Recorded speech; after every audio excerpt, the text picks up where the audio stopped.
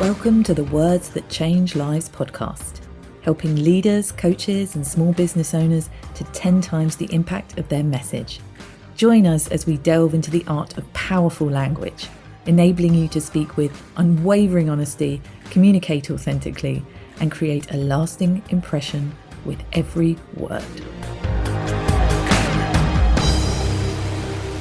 You've got a voice for radio, Helby Duck.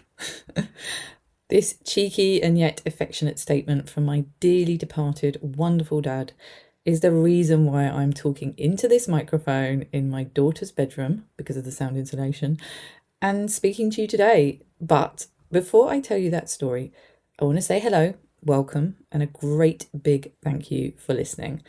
This is Words That Change Lives. And if I'm honest, it's something that's taken a good few years to come to fruition. But I truly believe that everything happens just as it should. And it's at this point on my journey that it feels right to do this. And in today's episode, I'm going to be giving you the lowdown on my vision for this podcast, what you can expect in the coming episodes, and how you can get involved as well. But before I do that, I want to share with you the story that led me here. And I'm going to share this with you for two reasons. The first is that this is my evolved core story. One element of the work that I do with clients is to help them write their own core story. But what we find is that as we evolve, our stories evolve. And as we learn and grow, we gain new perspectives and new focus, and our story moves along and evolves with us. And it's important to take time to put a new stake in the ground and tell the story from where you stand today. Otherwise, what can happen is it can become a bit of a sticking point in your journey in terms of what you speak about, what you offer people, what your services are. That can hold you back and that can keep you quiet and not visible. So I want to share that with you because where I stand today is very different to a few years ago. And so I'm writing my evolved core story as an important step in this process. And that's why I'm sharing it with you today. But I'm also sharing it with you so that you can start to think about your own. Now, you might not have a core story in case you're going to be starting from where you are right now, which is fine.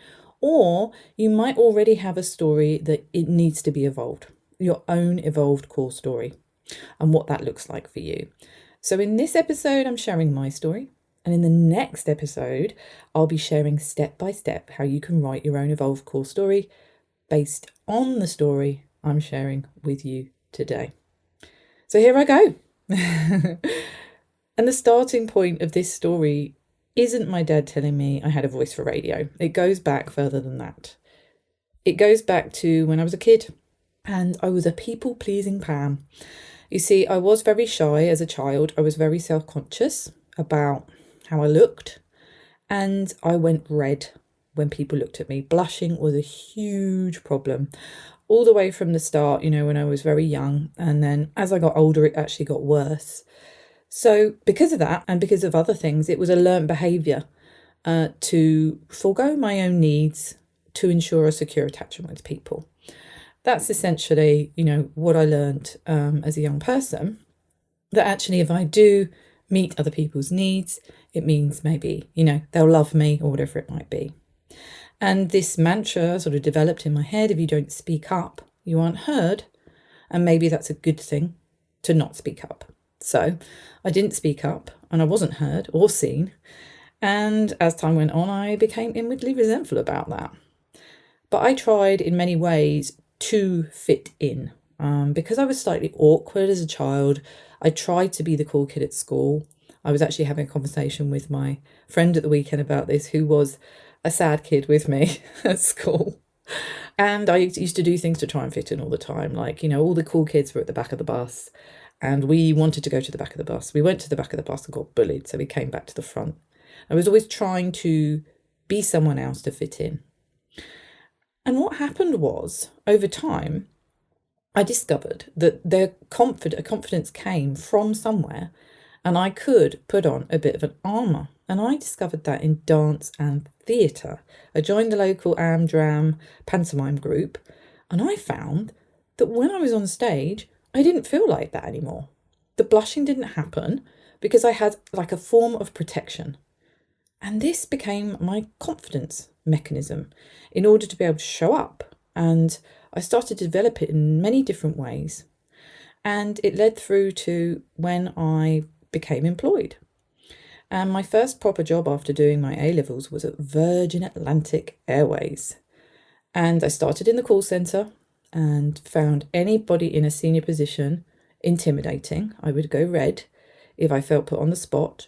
But as I moved into my career, I noticed I found the same confidence when I was standing up and training people. I moved into a coach trainer role. I think it took me about 3 attempts to get this job. But Richard Branson launched this new department where people were being coached and trained every month. And I wanted to do that because I felt it gave me a sense of confidence. When I was standing up and training people, I felt confidence and I became quite good at it. And in that process, I became fascinated by people, how their behaviour was so different. And if you could change your approach, you would get a better result or a different result. And I really enjoyed it. I really enjoyed looking at people that were bold and confident. I wanted to be like them when I saw leaders who were like that. I was fascinated by people that didn't care about what others thought because I was so crippled by what others thought of me.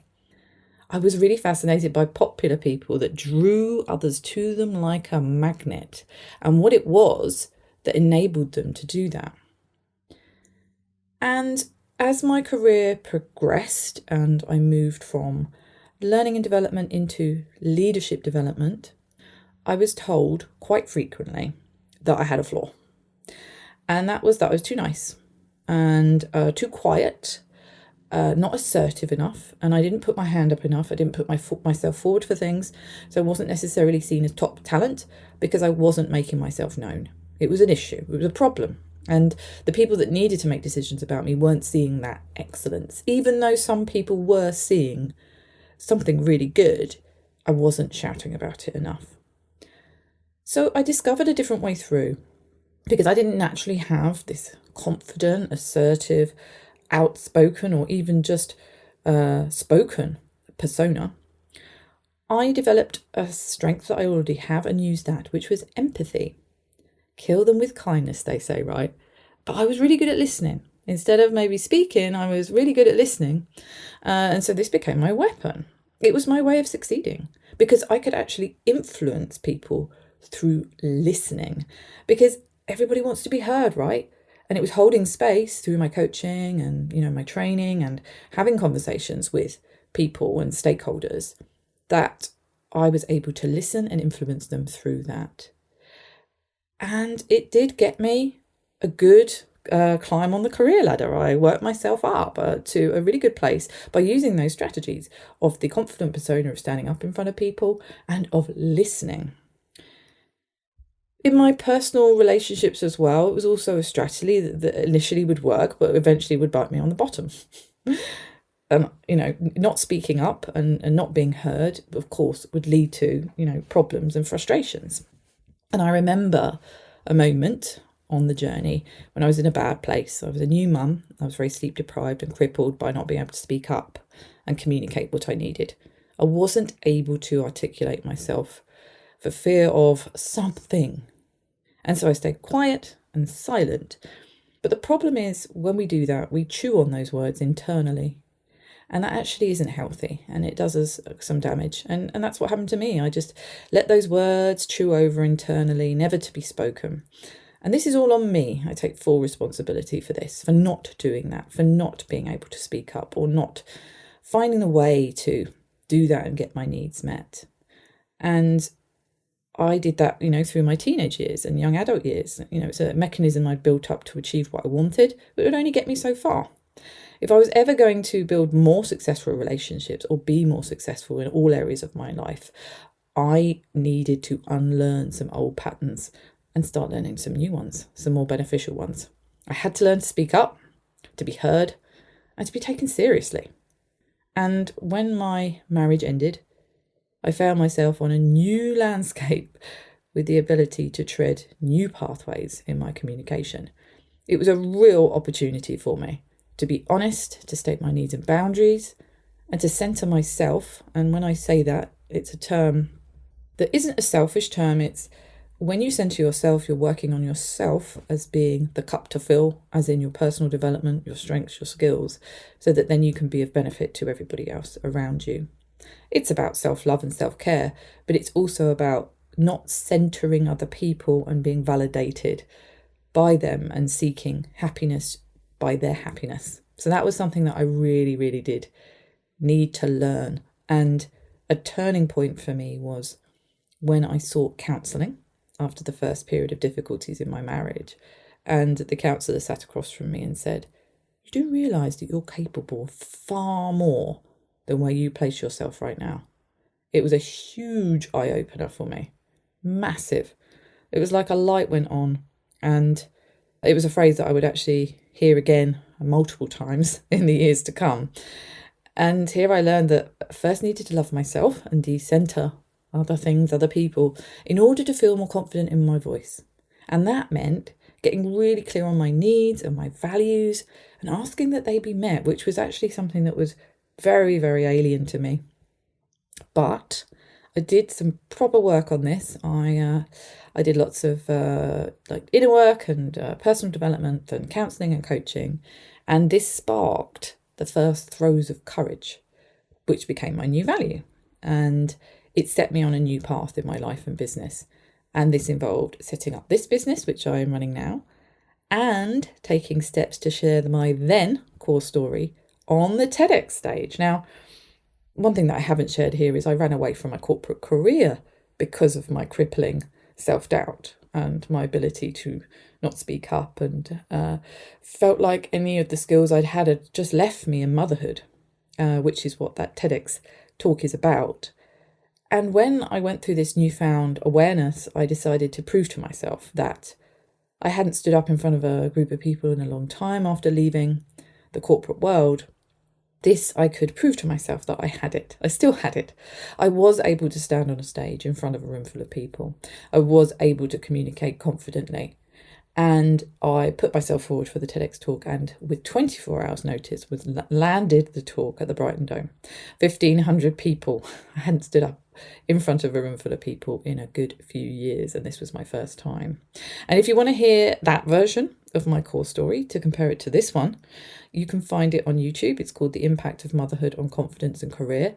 And I've come a long, long way in my communication since that moment, and you'll see, but it's a marked point in history that was a huge turning point for me, because this was a real win and evidence that I was capable of voicing who I was, of being courageous. And from here on in there, it was an upwards trajectory of wins that spurred me forward. And I drew on my leadership development experience in training and coaching leaders on their communication and their behaviour. And I started to develop courses and programs all around sharing your message, public speaking, becoming a speaker, and all of the sorts of things. I put on conferences, and I built on all of this. And in my personal life, this also looked like unlearning everything that I thought meant a healthy relationship and operating from a new place. So in that respect, it looked like how to put in boundaries in place, how to seek mutual respect in relationships and friendships, how to voice my needs, how to communicate clearly, not being afraid of conflict, because I had another belief that sort of conflict is fatal, that if there's a disagreement or someone's angry with you, that's almost fatal. But in my business, it was around focusing on communication more and more, helping people have honest conversations, conflict resolution in the workplace, influence and negotiation, storytelling. And I was very lucky enough to be invited to become a TEDx curator and speaker coach for a new event that was happening in Moseley. And that was such a rewarding experience, and really pulled together all of my skills and taught me new ones in how TED uses ideas worth spreading at a society level to really help change lives. And it was just incredible. At the same time as that, I was a monthly guest on BBC Radio Sussex.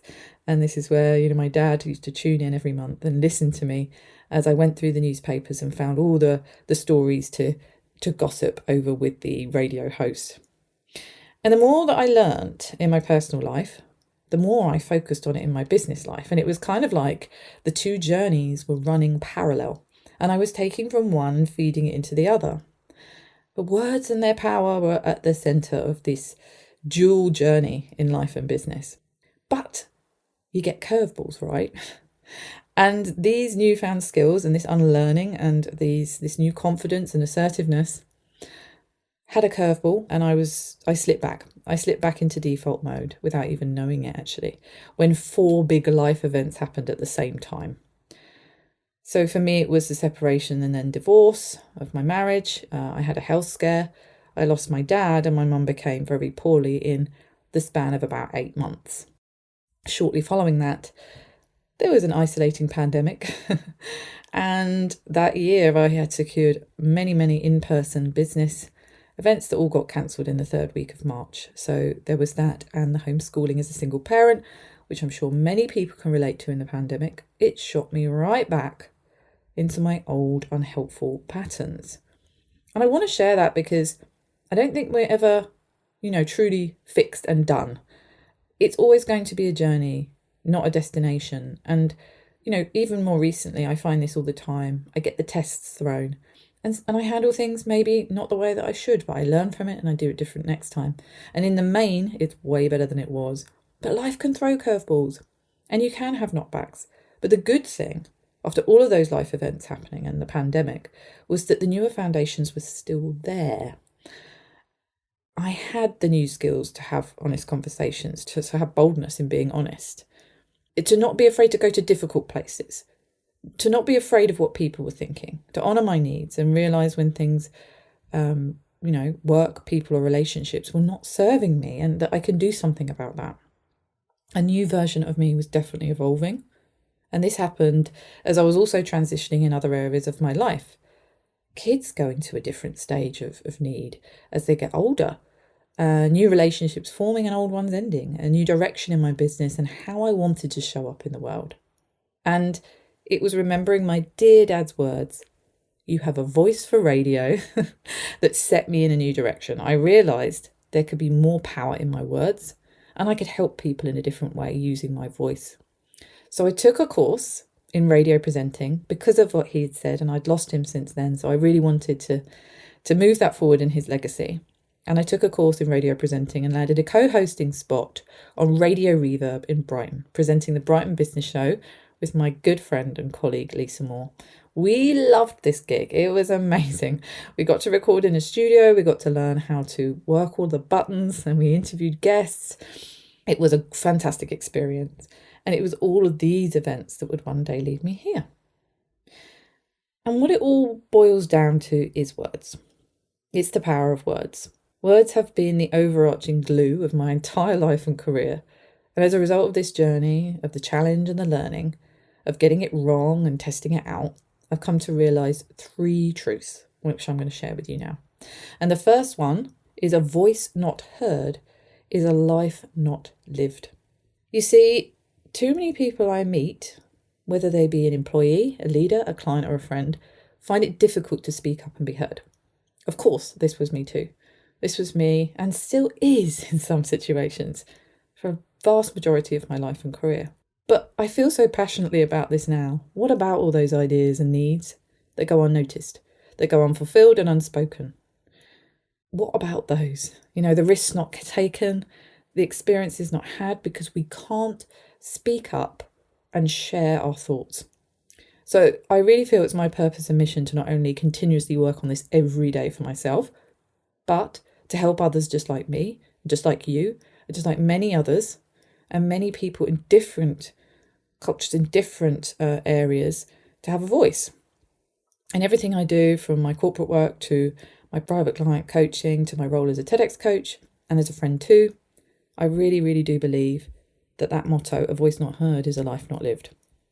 The second truth is that growth lies in discomfort. Avoidance was my coping mechanism for a very long time. It was totally my default. If I avoid it, it doesn't exist. But of course, we know that that's not true, and that got me nowhere. It's really unhealthy. And a lot of people have avoidance as a coping mechanism. I'm not downplaying or anything. It's very real, but it's not the way to go. It's not productive. It's actually more uncomfortable to avoid the uncomfortable thing, and to face it and feel empowered to be in control and making positive change. Now, that could be standing on a stage. That could be having a difficult conversation with a boss or partner. It could be a disagreement with a friend. I feel it's better to go through that awkward rumble, that difficult part, with honesty and integrity than to cover it up and not live authentically. I really do believe that. Growth lies in discomfort. Which leads me to the how, which is the third truth, which is direct words equal direct wins. What do I mean by that? Well, on my journey, I've learned that we can speak our truth and we can speak up and we can be heard, but it's how we do that that's going to have the most impact. It's really, really important. So there's an art to impactful communication. Whether you're standing on a stage or having a one-to-one conversation, in my experience, being prepared and having a strategy will always see you right. You can't always prepare for the conversations or situations you find yourself in, but if you have a set of learnt strategies and frameworks, this is skill building essentially. This is learnt behaviour. You will deliver in a more non-emotive, non-reactive, impactful way to get you the results you want.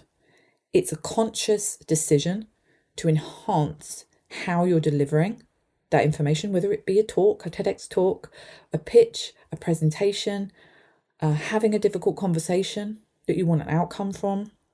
How you communicate is directly linked to the results you're going to achieve and the outcome that you want.